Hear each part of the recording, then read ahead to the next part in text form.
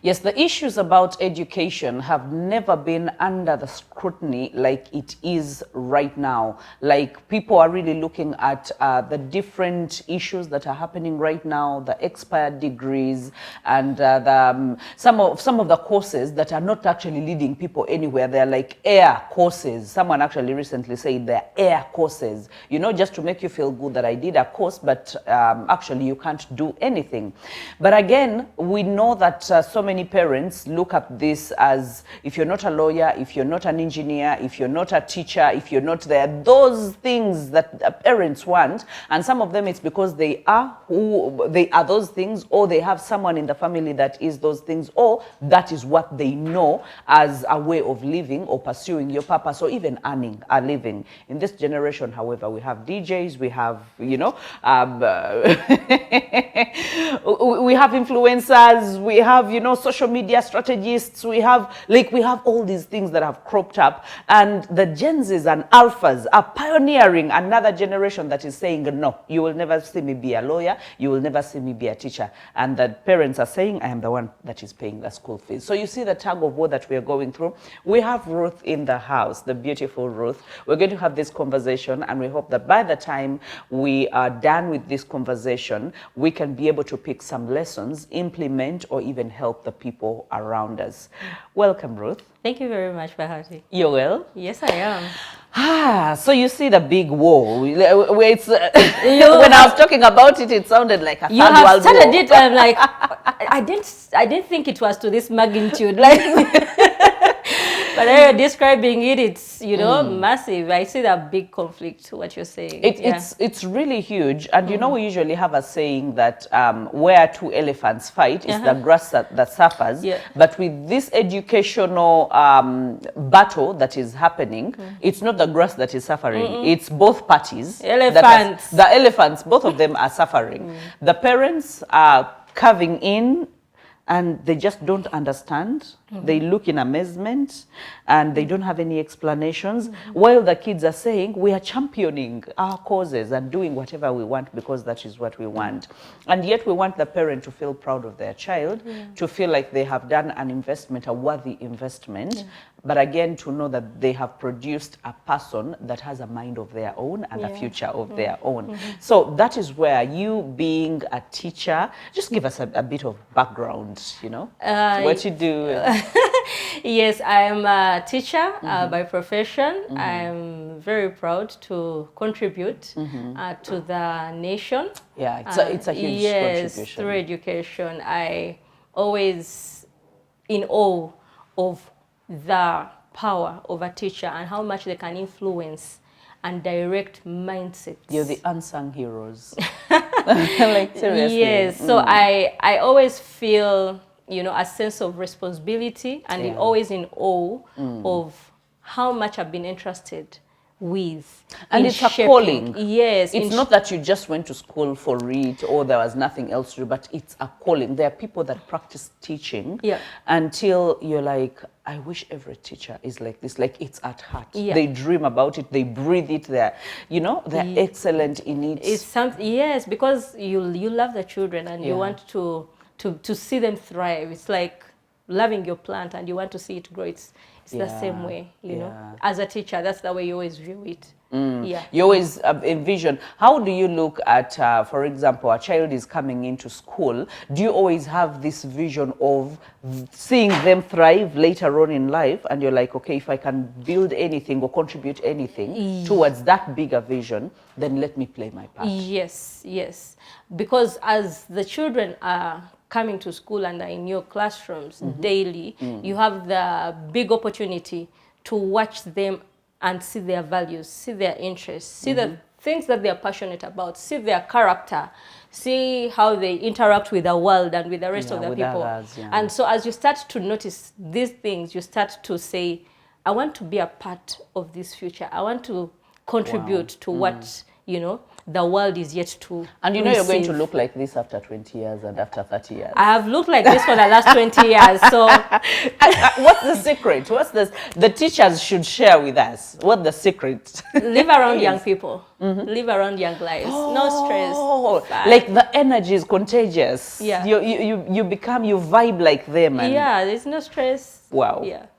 And the keen interest, I remember receiving my children's report last term, and you can clearly see that apart from education, yes, they have given you the part of education, but they've given you the part of social learning, you know, how they play with others, what's fun to them, what they like. And you're like, okay, so these people took time. And indeed, whatever they see, they put down, you have clearly seen with your child. Yeah. That means someone has taken keen interest to know Yeah. everything pertaining this child. And isn't that amazing that even you as a parent, sometimes you're like, I didn't know this about my child. Exactly. And then that's when you start to notice it, because you've seen it in a report, and then you start to say, this actually makes sense. Until you start to observe it in your child. Until they told me recently that, you know, your son, every 30 minutes, he wants something to drink, the young one. Yeah. And so I discovered, because he's the one that frequents the fridge all the time. So I was like, okay, now I didn't have the interludes of 30 minutes, but now I know that even when I have to lock the fridge because then he's going to disturb it, I'm better off putting water somewhere, juice somewhere, him to where reach he out can to, always yes, reach out to it yeah. whenever he wants. And that was amazing to me. Yes. So teachers are doing a very huge role. But you say that you see the passions. Yeah. Do you sometimes feel like you see the children more than the parents see the children? Yeah. Yeah, imagine waking up and putting your child in school, maybe by 8, and you're going to pick them at 5, or for those who are coming back from, who come back home during lunchtime, they come back maybe 1, 2, you're still at work. And most working parents actually prefer to leave them in the school. So, okay, let's take the general fact that they'll be picked up at 5. So I've had your child from 8 to 5. Yeah. And you're going to have them between, let's say, 5. They're already sleepy, they're already tired. Yeah, so 5 to about when you get home, they're sleeping in their car. Yeah. And then 6, you're busy making sure they're Dinner, bathing. And interestingly, you're actually moving. Sometimes, some of us who are not so conscious, you may move your child from the hands of a teacher into the child of a maid. So many of them do that. Yes, I agree that we spend a lot of time with people's children. Yes, and it's a privilege to extend the parental responsibility to us, but also it's a great opportunity for parents to start to tap into what experiences and what insights the teacher may have about the children, and be able to learn and be able to listen. Without arguing. Some parents, have you? It's not about arguing, it's a discussion, but come with a mind to learn, not to argue, not to criticize, not to say you're wrong. Yeah. Not to say, I knew that about my child. Not because sometimes you feel like you're challenged. You feel like this is your own child, but you don't know much about them. Because it's hard to take feedback that is negative, and because no one wants to take feedback where you feel you're not doing well. Yeah. And so it becomes sometimes hard for a parent to hear that in a way that they're not doing a great job. And so it becomes hard. That's exactly where we start. Yes. That when you feel that feedback is pinching, that means there's something that needs to change. That you're not doing well. Yes. And so it takes a very mature mind to open up and say, okay, what do I need to learn? Yeah. Okay, so a child comes from, kindergarten, goes through primary. Definitely they're exuding their passions. Sometimes they give them time. Sometimes you see them do different things. We are all gifted differently. And now the battle comes in that that parent wants the child to progress how they want them to progress. From primary, go to the school that I want you to go to. Put on the kind of uniform I want you to put on. As in, everything is about, as this child progresses to 18, definitely they are listening and they're taking in everything. But a time comes, and these days children don't wait till 18. They have a sense of autonomy. Like they want to do things their own way. Yeah. And so before they even get there, they start placing demands. Like, no, I'm not fine at this school. I want a different school. On whose money? I know. Since when? I know. Have you encountered that, like with students and parents? Yes, we definitely, you know, have such experiences, you know. Even my own children, I will speak, you know, just a little bit of that I'm a parent. Okay, so my child will say, I want to go to this school. Okay, but she told you she wants to change. Yeah, she wants to change school. Why did she? Did she give you reasons? She gave me reasons. I say, what you're giving me is what, you know, is happening in this current school. In this current school. So go think harder and give me a very convincing reason. So she's How old is? 12. 12. She's still 12 is a teenager already. She's still coming up with reasons. Yeah, but you're not buying any of it. For as long as I'm paying the fees, you go where I want you to go. That period is basically, you know, to just help her forget. I hope she forgets, but go think about it. Tell me the reasons why you think she'll forget? I hate to disappoint you. I know we'll come back. If 5 years old and 8 years old don't forget. I know we'll come back to that discussion of I want to change school.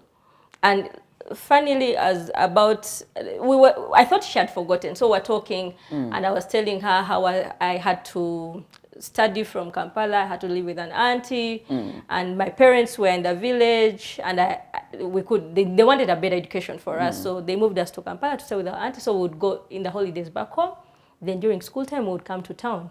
And she was like, see, you also had to move away from home. So can I change school again? So what she wants is to be away from home. Can I go live with Uncle Sam? Of course, Uncle Sam has. Yeah. So clearly you see, but do you see the battle that you are in right now that your parents didn't have that kind of battle? Like, you would not say a thing. How do you start? How do you start? You couldn't, you know, this is a school, period. Go to school, what do you think is happening to this generation? Because now that is alpha generation. I think the exposure and the opportunities, and then the students are starting to feel their options, and I can contribute to these options. Yeah. And I have a voice. Yes, I have a voice, which is a good thing, because some of us never grew up with a voice that you would wish you would have had. Why? Did we eat bad food? Like, what happened to us? Why didn't we parenting styles and parenting styles, which I will not get into. Yes. Okay. And so it was more fixed, more rigid, more authoritative. One, you know, back then, communication line is, you know, chain of command. Yeah. I am telling you, you don't keep speak quiet, back. go do. And now, because we were raised that way, we are starting to feel like that was not a good thing. And so we are raising our children differently, to give them a voice, to listen to them. And but so, again, and then we don't we are giving them too much freedom. Then when they start to give us their voices, we're like, no, that's not a voice. I already have a preset. I have an opinion. Yes. Okay. And so we do not want to live with the responsibility and the after effects of our decisions, to give them their voice. And yeah, you've given them a voice, but you don't now want to contribute to that voice. That is huge. Yeah. That is eye-opening. That we are going back to our shells. We want to do the right thing, but we don't want to fully walk the journey. So now we make a promise of, I want to listen to you. But when they talk about what they want... Because my parents perhaps never listen to me. Yes. So let me give you the chance, you speak. Yeah. But can we end there? Yeah. Let's not go into the executing. And then when they start to tell you, okay, you want my opinion, let me give it to you. And it's blunt and frank. We go back to the safe zone of our parents. And then you start to understand, this is why my parents was always direct line, because they don't want to be challenged. And so we get to that point and say, no, I said. And so it's not only even challenging, but I think they were like, I'm not going to give you what you want, so you might as well not even talk about it. It's not a discussion. I know. It's non-negotiable. It shouldn't come up. But here we come with, okay, I want to give you opinion. I want to give you options to speak, but we are not ready to embrace the opinions. So the same thing is happening with the education. Yeah. Someone comes, because at the age of 12, at the age of 14 or 16, a child has been exposed. You Yeah. talked about exposure Yeah. to social media, Yeah. has been exposed to people doing different things. Yeah. And they're seeing these people are slaying and looking nice and living nice lives. And none of them is saying they are a teacher or they are a lawyer or No, they are not a doctor. Nothing, not any of them. They are, Actually, they are media influencers. just look at this. All they hear about doctors is they are striking. They are striking. That is all. The teachers are striking. For Lope. For Lope, I know. So they're thinking, the lawyers are looking smart without money, some of them. So they're thinking, and they are not swaggerific. They are not even slaying. They are old-fashioned. Yeah. So they're And then we thinking, ask, who has the money? Oh, you see what he's doing? He's into photography. Like, okay. So they start to add he photography, does money. documentaries. Exactly. He's a media personality. Then they come to you and tell you, I want to. To be a media personality. Nope. And We then some are a of- generation of teachers. Uh-huh. My grandfather was a teacher. I My know. mom was a teacher. My dad is a teacher. We are teachers. You are going, You are going to be a teacher. Yeah. So you're going, and you're like, this is a family legacy. You want to make it sound good, but they cannot hear anything. Like, by that time, their ears are already closed. They have shut you out. They're only thinking, talk about whatever you want to talk about, but I will still bring back my conversation. And if I find out that, because there's one who told me that they still, they kept going from home to school. So their parents kept thinking that, okay, this boy actually goes to school. But from home to school, while they were learning something else on the side. And then after that, they started going to do the job that they had decided for themselves, while the parents didn't know. So the parents are thinking, they are telling their friends, oh, my child is a teacher. Meanwhile, the child is doing something different. And they've not come to terms, because they're like, if I tell my parent, I am dead. Until they matured up and they were like, you know what, this is what I've been doing all this time. And that is sad. I know. Sad that in a bid to provide our children with voice and allow them to communicate, when they do, we've shut them up, and then there's no point anymore to tell you, pertinent About issues. what they're doing, yeah. Yes, about their lives, about what they're doing, about their desires. So they find other people to share with. Yeah, and so they start to keep secrets away from you, and so you start to lose your child. Yeah. Which is not right. So what would you advise? What would sad. you advise a parent in this case?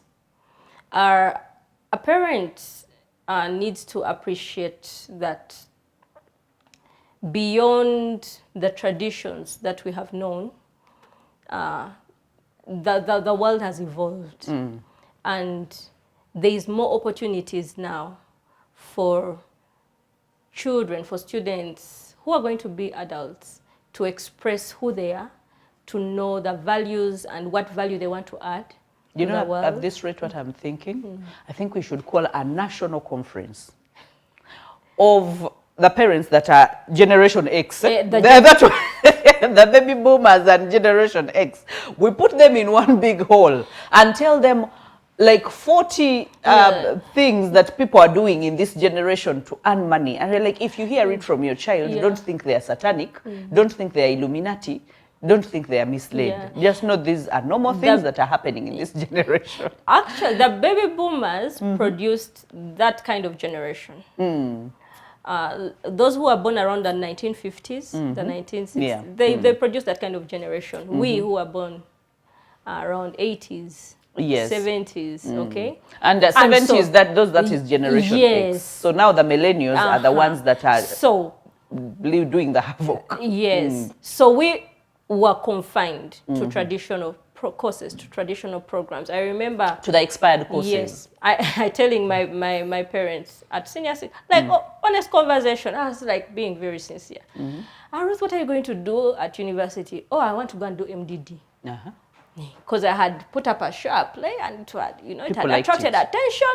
I'm like, this is what I'm going to do. On whose money? I'm like, okay, so fixed, okay? You're going to Mindsets, do this, you're going to do that.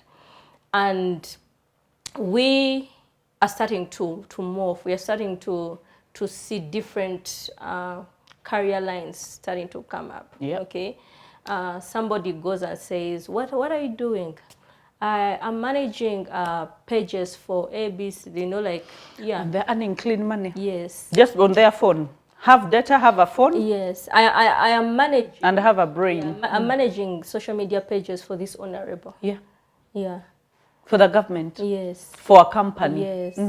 And they're earning money. Yes, and because it wasn't in our generation, it's hard for us to appreciate it and understand it. So get yourself a coffee or water, come back, let's continue this conversation together with Ruth.